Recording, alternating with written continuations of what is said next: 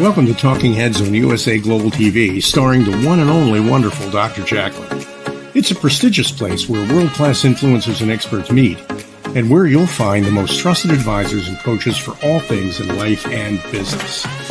Visit usaglobaltv.com to sign up for our newsletter, get the value you need, and be first in line to learn about events and giveaways and other valuable content. Connect with us. Email Dr. JACALYN at usaglobaltv.com to talk about how you can become part of USA Global TV. That's USA Global TV, where the doctor is always in.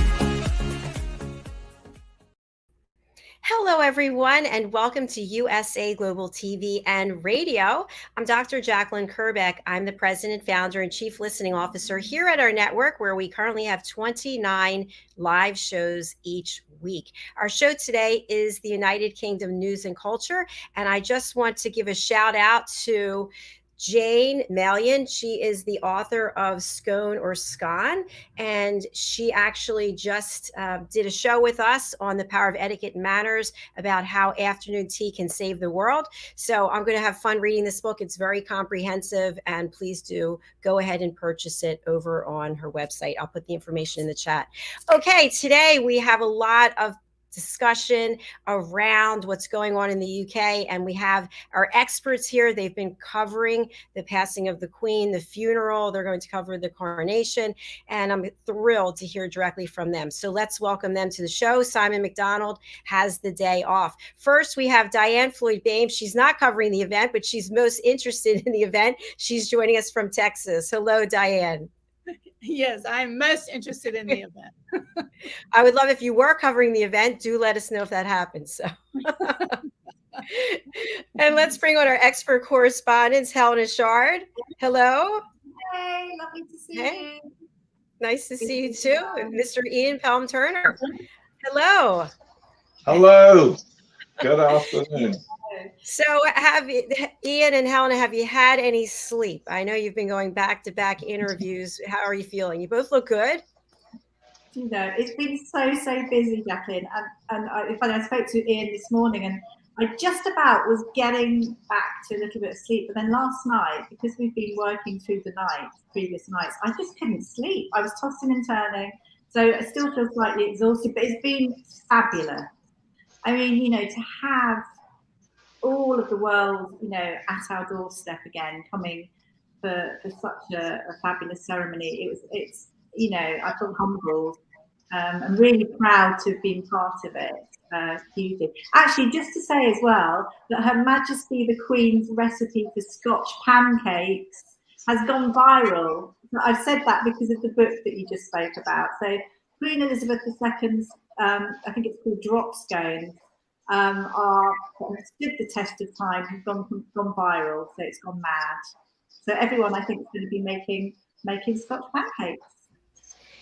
Nice. Now, is there Scotch in there? Scotch, the alcohol?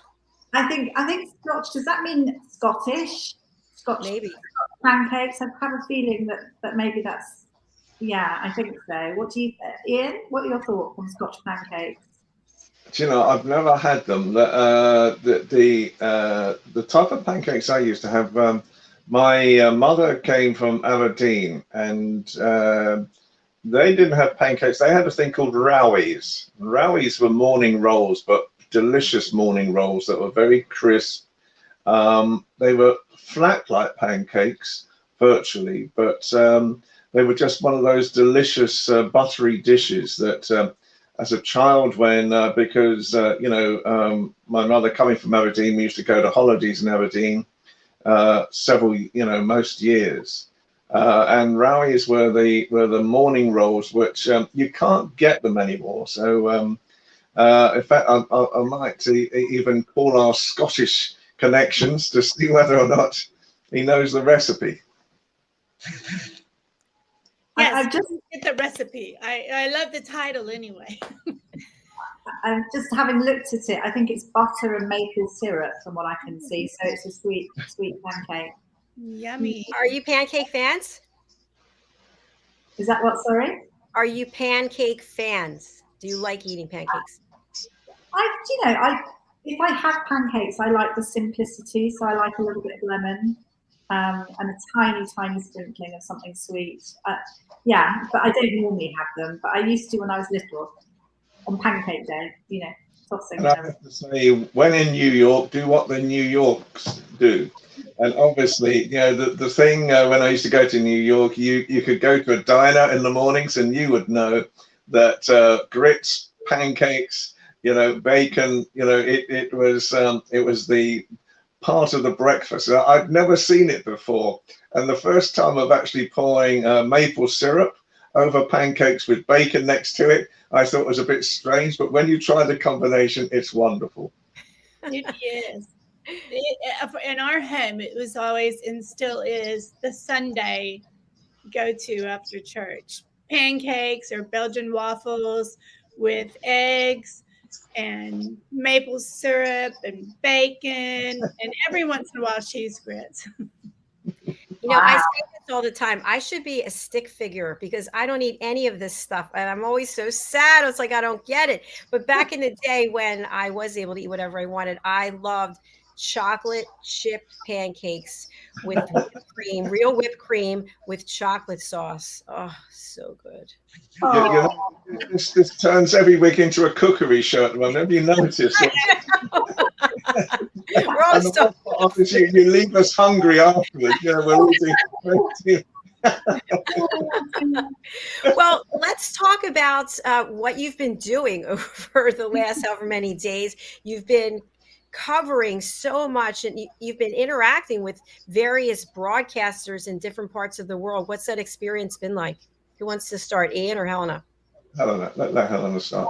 You know, I think first of all, what I wanted to say as well is that I was reading a report, and the BBC has reported 5.1 billion people tuned in to watch Queen Elizabeth II's funeral. So that is actually 62.2% of the world's population. So it's actually the largest single event watched or streamed in history. Isn't that amazing?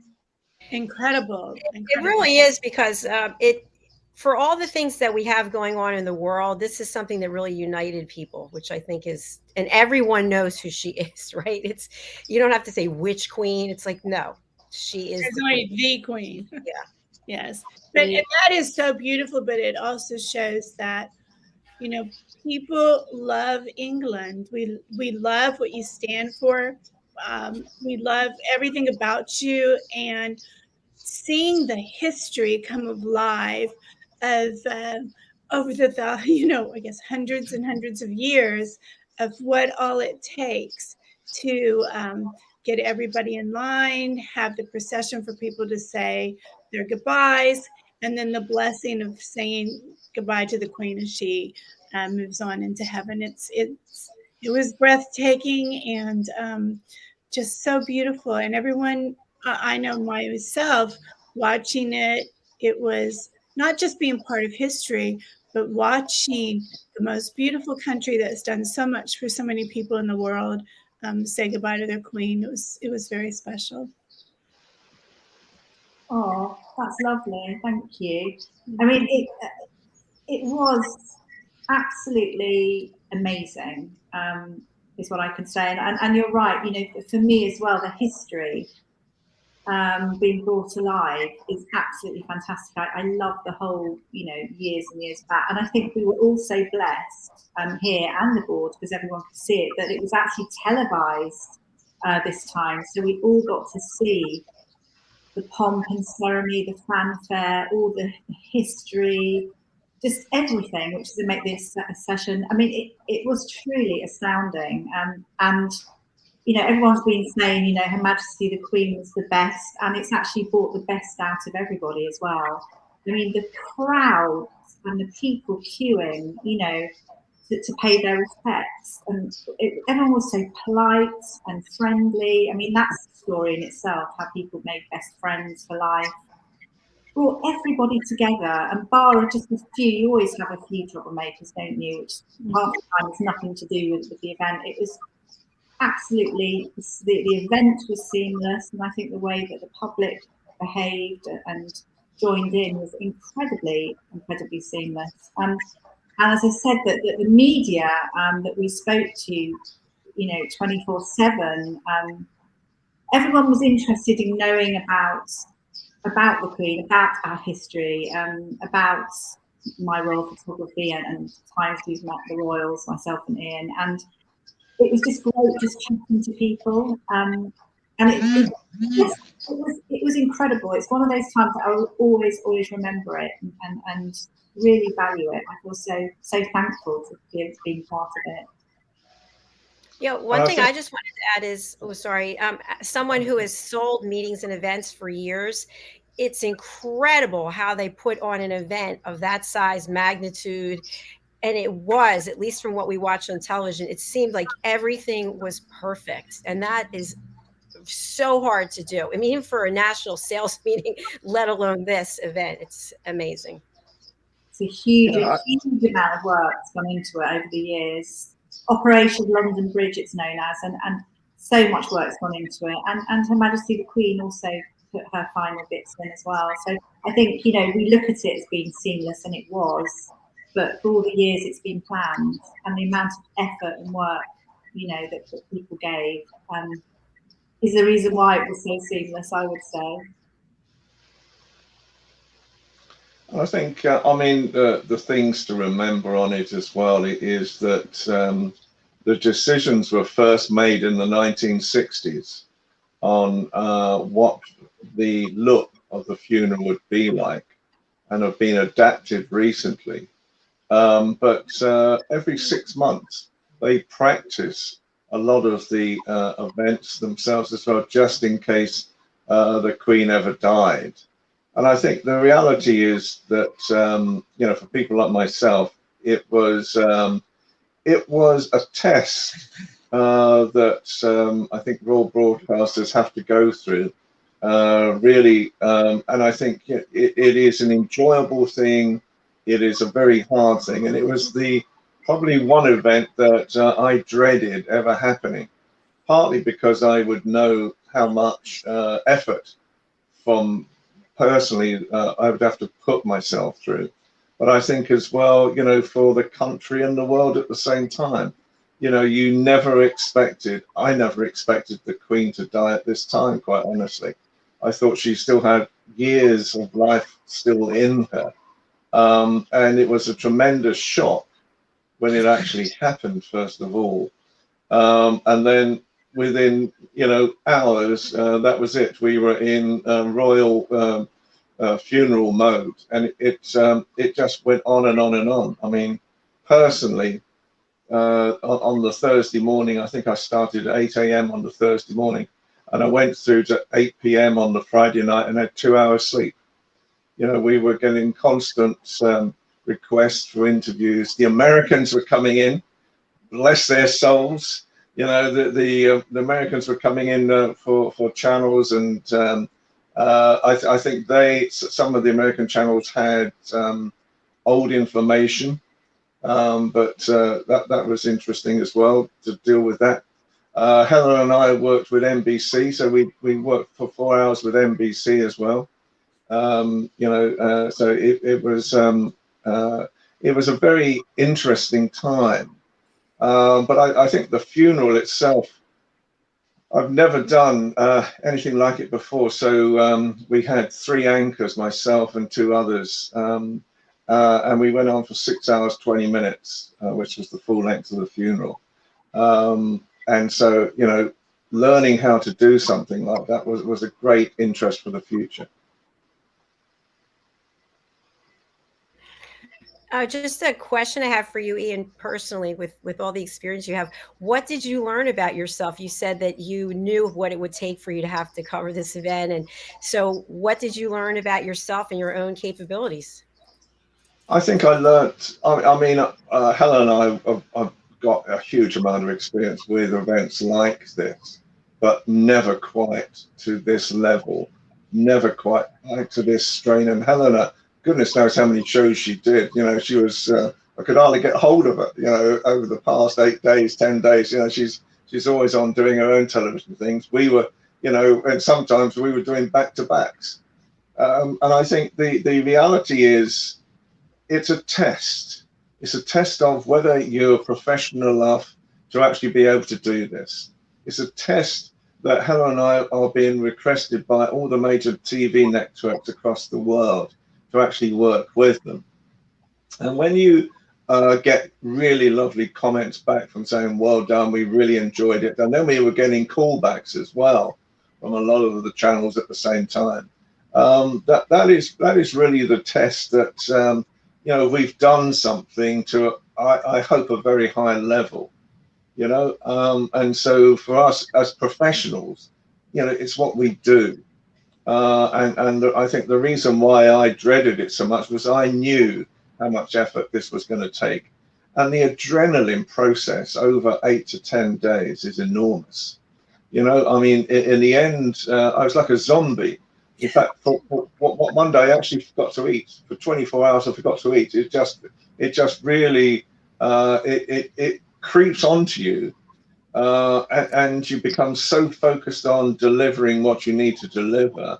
And the time zones that we were working at across the world, you know, meant that we were constantly not even thinking of ourselves, but just trying to give the best information. Helena, you know, is a tremendous historian. She knows a lot about the you know, the royal family itself as well. And although we slightly differ in our opinions at times, you know, we've both got concepts of how we think, you know, royal affairs will roll out. But I hope, I think Helena especially is a great professional, you know, at this type of thing as well. And, you know, these types of events bring it to the forefront, you know, how we actually work with something like that. And we came through it. I've never done a funeral before, you know, and I've never done, you know, I mean, for me, I had to do the funeral as well. So that was 6 hours, 20 minutes. And we had a 10-minute respite in the middle. And so, you know, we were getting the feedback, and our figures, from what we can understand, were 1.2 billion. You know, so a lot of other channels were picking up on our feed. You know, it's a Christian channel, the Sky channel that I work with, and a lot of other channels across the world were picking up on that because they thought that some of the procedures and some of the channels, it was too morbid, and they wanted to something that was rejoicing the life of the Queen just as much as talking about the sadness at the same time.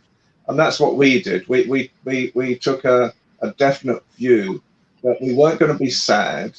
In fact, someone called in and said, "You're laughing," you know, and we were laughing at times because we were talking about some of the funny things that the Queen found funny as well. And we thought this was uplifting to people. And she would have found it funny. Well, she did find it funny because they were stories about her, you know, and that her joy of she had the most naughtiest sense of humor that you could ever possibly imagine, the Queen. She, you know, she loved, you know, sort of funny things and things that would go wrong at the same time. And I think what we tried to do, and Helena is very good at as well, was bring the humanity of the royal family and bring the humanity of the occasion as well, but not to a point where it became sadness, you know. And I think, you know, we were on one channel where in London that we're on quite regularly, you know, and at one stage I was sort of sat in the green room listening to what was going on, and it was you know, it was becoming so sad, and I think the presenters were very happy when, you know, I came on and we just talked about funny things as well that happened to the Queen. It lightened the atmosphere because the Queen would not have wanted sadness. She would want rejoicing in her life, and she would want Britain to support King Charles. Yeah. Yeah, you know, that is such a great point that you made, because sometimes when someone passes away, people get angry if someone's laughing or because they're in so much pain, they don't know how to deal with it. But yet people want to have their life celebrated. right? You want Well, to that's celebrate. absolutely, and that was the stance we took, and more channels were coming in to take our feed. As the day was going on as well with that, and it was what it was. It's I think Helen and I, we make a great team, and sometimes we disagree, and that can make interesting television as well. I was about, You want to talk more about that? do you know, I was about to say, I think some of the footage and some of the ceremony was a fabulous celebration to Her Majesty the Queen, and I found it actually really quite uplifting. Obviously the pomp and ceremony and everything, but there were small things that Her Majesty the Queen had put into her own funeral. She had her two dogs there, who are actually going to Prince Andrew and Fergie. She had her lovely pony Emma, who I think is 24 now, and in fact she rode her, I think, until she was 20 years old. It was like one of her best friends, and Emma was there at the funeral wearing one of her headscarves. Small things like the piper that she put on, which really quite moving. So there were some really lovely touches. I don't think it was all sad at all. I think it was mesmerising, and the pallbearers that were carrying her coffin. Wow! So 8 pallbearers, they're Grenadier Guards, and they were called, obviously, to carry the coffin. It was 500 pounds. It was an oak lead-lined coffin, and they were so calm and stoic. It's hugely heavy. But can you imagine? If anything went wrong, and apparently they were actually in Afghanistan, I think. Oh no, Iraq. Yeah, Iraq. Sort of a week prior, and they were suddenly called up to be pallbearers. But now people want to give them, that they've been called to receive honours and everything, and I think they should. I think it's pretty amazing, and they were blessed as well in that they had the final private mission. In a way, there was almost like 3 ceremonies, but there was a sort of also a public event in various sort of public, roughly 800 people at St George's Chapel in Windsor, which was amazing. But they had the final mission to go into the royal vault and to actually move Her Majesty the Queen's coffin along with Prince Philip and actually lay them in their final rest place. And it just seems like that must be amazing, because the royal vault, there's something like 24 previous royal people in there at the moment. I think it takes something like 44 people as well. But just to go beneath into this, it just must have been amazing. And something else as well is that obviously the Queen is now in her final resting place, which is lovely, because obviously she's with her late husband and with her mother, Queen Elizabeth, and her father, George VI. But there's a new inscribed sort of plaque. It's on a local stone that's just been drawn up, and it's very simple. It's just their names and their dates of birth. I think it starts off with George VI, then Elizabeth mother, and then Elizabeth II and Prince Philip with their dates next to it. But I'm quite sad because I understand in a way, but Princess Margaret, her sister, is not not etched in there, although she is buried with them, but she's just her ashes. And I just find, I suppose, the history behind things, I find it amazing. I just absolutely love it. And just to say one thing, they're now in St George VI Memorial Chapel, so nobody's in the Royal Vault. They're actually in their own little place. I just find it amazing, and I actually did find some of it fairly uplifting as well. I agree. It is uplifting, and I can't even imagine being able to experience going into the royal vault. But I'm so glad you brought up the people who I forget the proper word you used, but anyway, that held the coffins, because the precision of removing it off of its plaque when it ended up, and then they would say turn or whatever the proper word was, and it was just perfection. And you never saw anyone go, oh my God, that's so heavy. Anyway, it was beautiful. And the probably the hardest part of the day, as you so rightly said, was lifting the coffin up the steps of St. George's Chapel, because that was sort of something else, and the amount of effort that took to actually do something like that. There's a lot of steps, and there was a slight stumble at one stage that was very quickly corrected again as they were walking up. But at the bottom of the coffin, there's another officer, and they're ready just to help push the coffin up again as well, because it's this was Britain at its best. This was Britain really showing the world the quality of our heritage and culture, and that we know how to celebrate. And there's only one country who is equivalent to that, is America. We love the pomp and ceremony of America, as well. And I think that our two countries really, know how to put on an event more than anything, and how to create value as well. And as you so rightly say, in my work, we were getting American channels coming in. We were going out to America as well.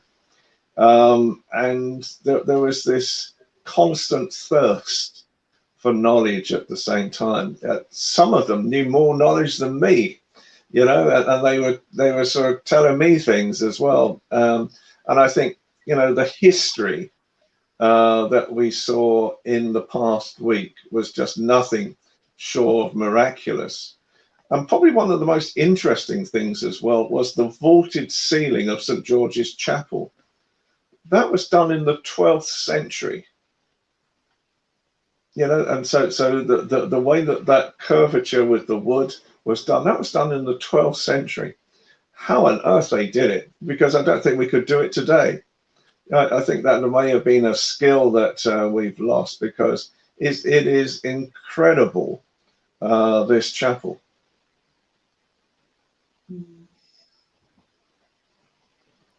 Absolutely stunning. It's incredible. Every aspect that you're talking about, and also about, what was it, 9+ hours in queue that people waited online? Oh gosh, more. 20 plus some people. Yeah. How do people do that? People actually, finished work, joined the queue, and then had to go straight to work. But you're not sitting down at all, right? No, you're not sitting down. So there was a queue, a constant queue from the time that Westminster Hall was opened. Westminster Hall is part of the Houses of Parliament. So in actual fact, the Houses of Parliament is the Palace of Westminster. So the Westminster Hall was opened up, and then duly the vigil started, and sort of the walking back procession. But at one stage it was 24 hours. People were walking for 24 hours just to get to see the coffin as well. And it was for me, it was a strange thing, because Helena probably went through Diana's time. I was in America during that time, so all I could do was report from America on what it looked like. But I've never seen, the first day I finished recording at what we know Canada Gate. Canada Gate is where the media television were, broadcasters were, that it is right next to Buckingham Palace. and then you walk back through Green Park to get to the local metro. I couldn't get through. I've never seen so many people walking towards Canada Gate.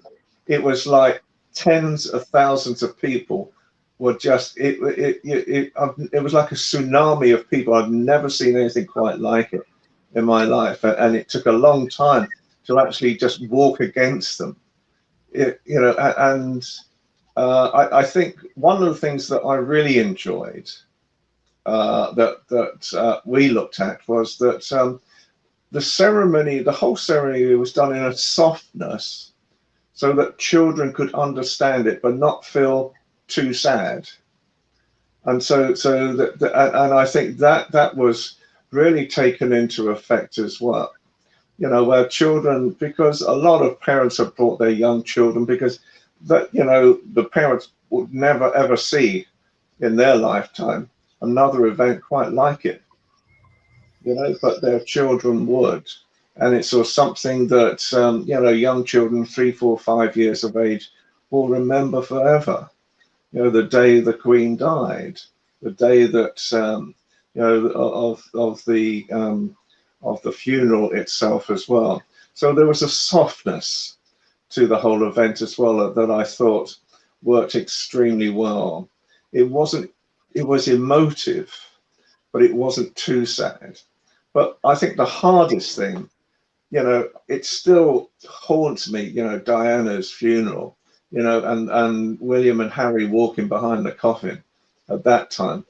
And to have to do it again for the Queen, Harry in particular, I know a lot is said against him at the moment, but I think he is very emotional. William tends to sort of hold his emotions back a bit more, but I think Harry is that type of person where, whenever he's talking to people, when he was doing the Q with Meghan, that so many people want to meet them, want to talk to them as well.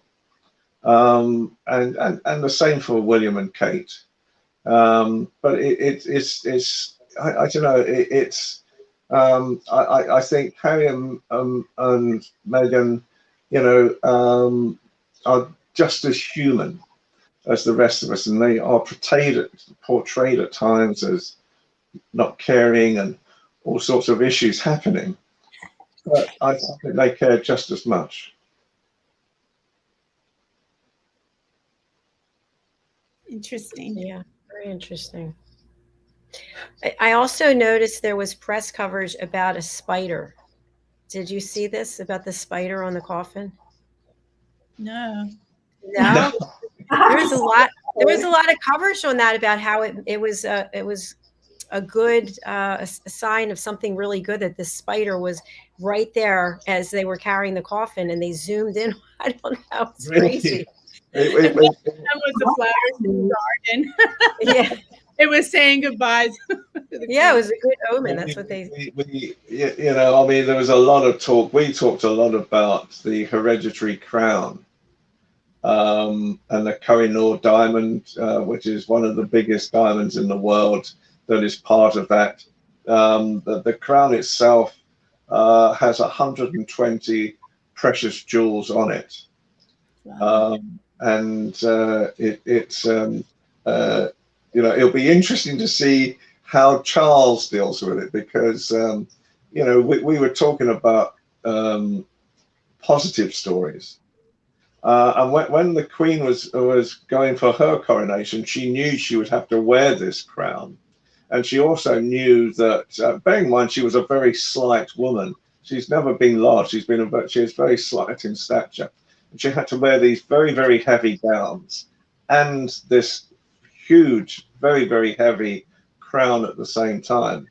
So she used to bath Charles every night, and she used to wear the crown when she was bathing Charles every night, just to get used to, the weight of the crown herself. And she told the Archbishop of Canterbury on the day of the coronation that there was so much weight on her, because of all the gowns that she was wearing, and these are gold embossed gowns, and the crown that she said as well. She said, you know, to give her a pull out of the chair.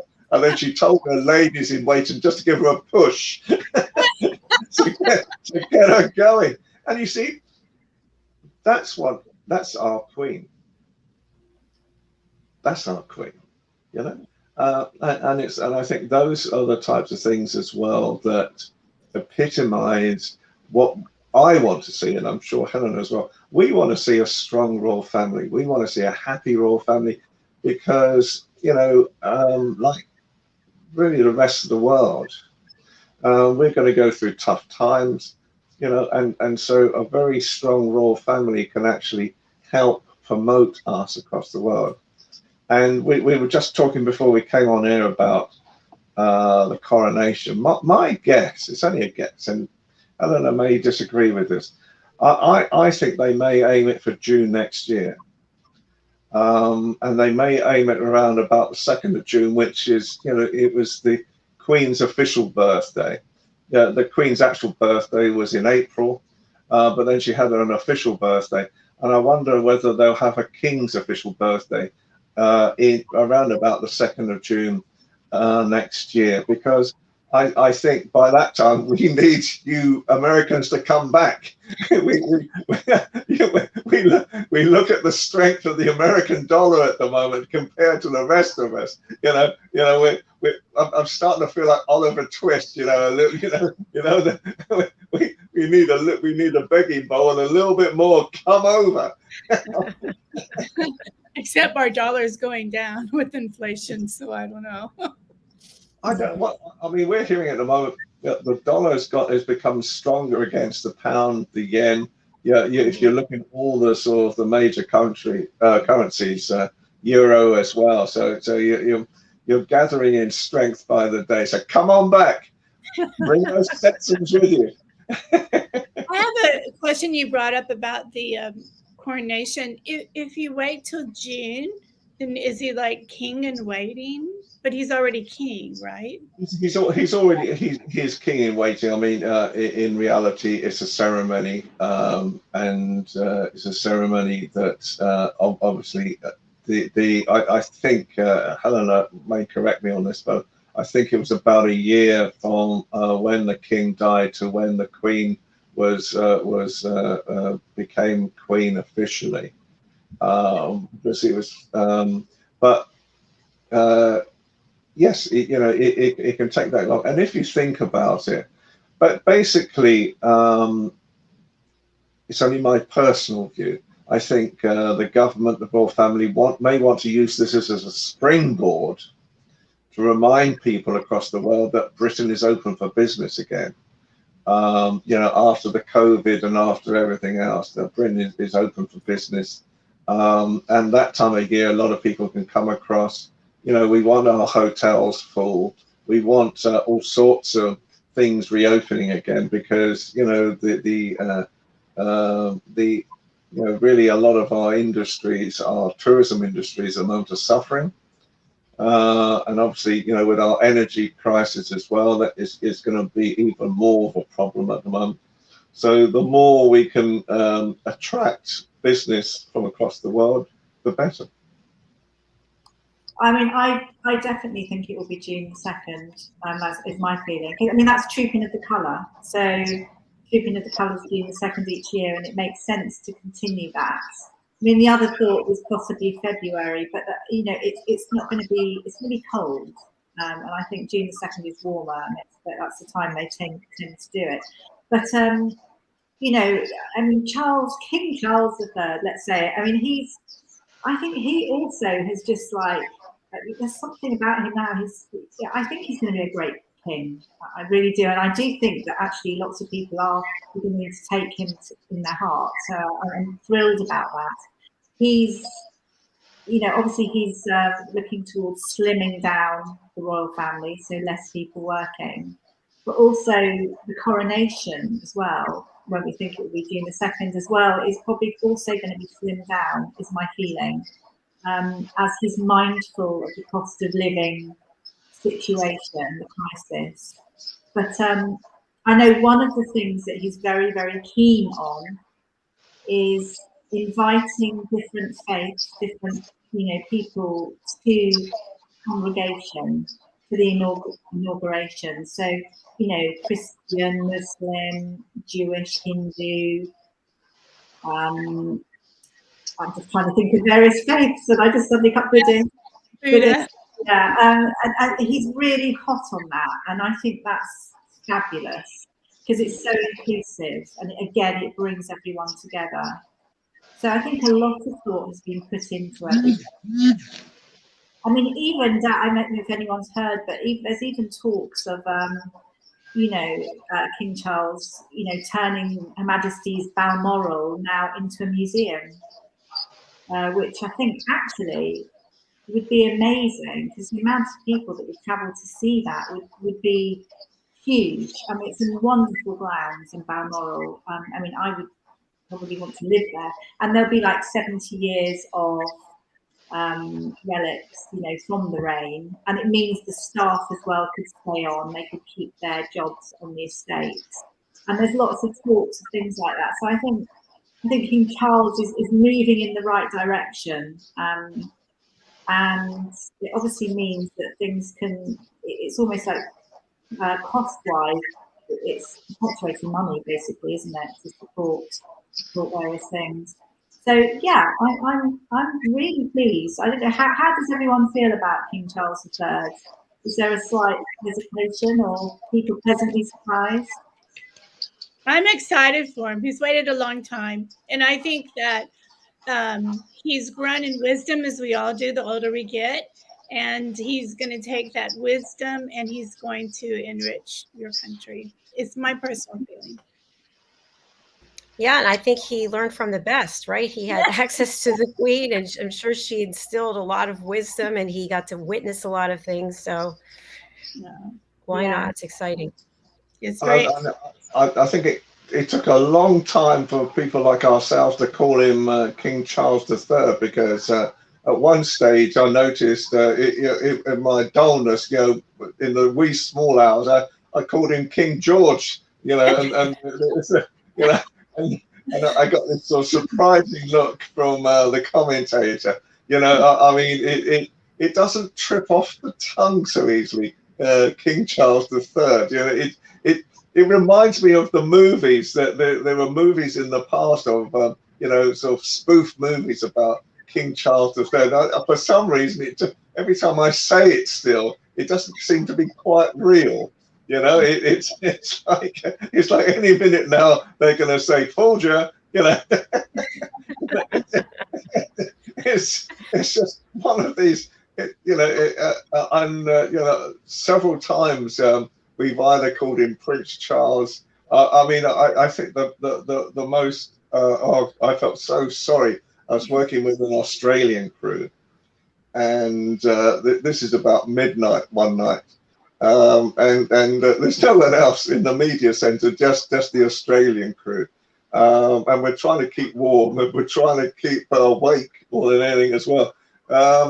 And the presenter was sort of saying, he said, I haven't made a mistake. This, I'm good. So fine, that's great.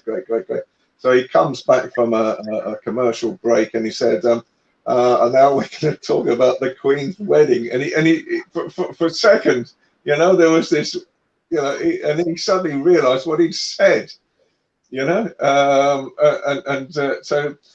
there was a lot of times when people were saying slightly the wrong things.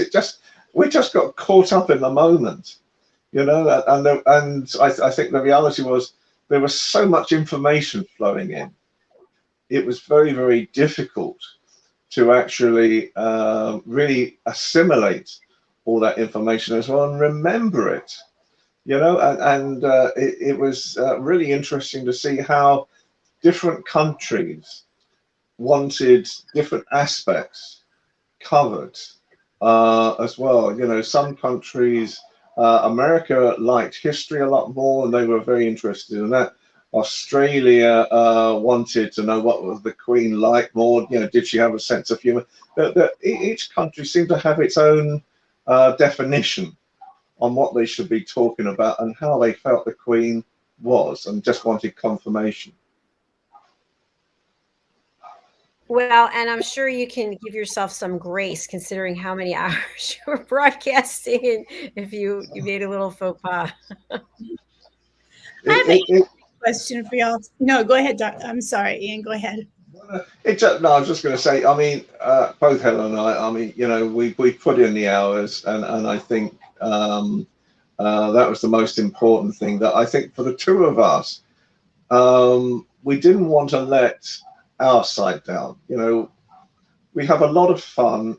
We're very proud of what we do as well, you know, and sometimes, you know, we want to be as good a professional as we could possibly be. Helen and I, you know, and we both were, you know, really at the top of our games, so something like that. And I think, you know, we enjoyed it at the same time. We enjoyed the test, and hopefully, you know, we got through the test. Well, congratulations. And I'm thinking on a future episode, I would love for you to share some of the photographs that you've taken over the years. I've seen some of them being posted on social media, but I'd love to have you share them here. It just goes to show that, you know, in between times, I was, you know, a few nights ago, I was just mulling through things. I just wanted, you know, I don't know why I was doing it, but I found some of my old images from the 1980s, for example, and that you probably saw, I don't know whether you saw on American television, the incident with the pen. And he was signing things, and he got ink, you know, the pen, you know, wasn't working. And by sheer coincidence, I'd got a picture of Charles signing something in the 1980s. And I think I put a message underneath, the pen worked that time, you know. That's great. It's going to be an interesting time with Charles, certainly. Well, I'm so glad that you are both here and sharing your wisdom and your expertise and your experience with us. It means everything. Well, bless you. We love it, you know. And, you know, people like yourself deserve the values, you know, and I think, you know, when we meet people like you, Helen and I both feel that we want to make it work for you all as well. You know, and what you've done, you know, in a short space of time is nothing short of miraculous. Oh, thank you very much. I appreciate it. Well, I'm going to need all that strength because I'm producing World Jenny's Day, the 10th of October. So it's 17 hours. So I'll be co-hosting, producing, singing. I'll give you a few tips. Good. I'll reach out to you. Thank you. How to survive. Thank you. I need to know that. I've only done 6 hours, 20 minutes, so you know. Whew, I'm looking forward to it. It's a challenge, but I'm up for it because it's such an important event. It's going to be good. Yeah, for sure. So it's time to close out, unfortunately. So I'm going to spotlight each of you for your final words for today's show. Diann, Floyd, BOEHM. God bless England, and prayers for everything positive, incredible that King Charles III will bring to your country and the world. All right, Diann. Thank you very much. Let's go over to Helena. I think I want to say, so Her Majesty the Queen was a team player. That was crucial to her reign. And I think it's a nice sort of sentiment to think about togetherness, uniting, unity. I think that's what I take away. Beautiful. Thank you. And Ian? Well, I think it's all about loyalty. I think it is being loyal to our country. It's being loyal to the royal family, and it's being loyal to people like yourselves as well that really deserve hopefully some of our opportunities that we can sort of bring at the same time, because I think you do an amazing job with this channel. We increasingly will probably be bringing more royal stories. Now we're looking forward to what's going to be happening on the coronation is the new thing. How is King Charles going to be seen across the world at the same time? So, but we love Americans as well. So we want Americans to come back over, and you will be welcome again with open arms. Thank you so much. That's beautiful. And I'll just add my thoughts that, as we mentioned during this show, this is an event that brought the whole world together, and people put down their harsh words and their criticisms and their judgments. And I just wish that we could do that one-on-one and as a human being, to just be kind, stop judging each other, and let people speak and give them a safe space to share, because we want the same things for ourselves. Each of us wants to feel respected and wants to feel that we have meaning in this world. So I hope that we can remember that as the days go on and more things come up that tear people apart, and we can remember how to bring ourselves back together. Beautiful. That's it. All right.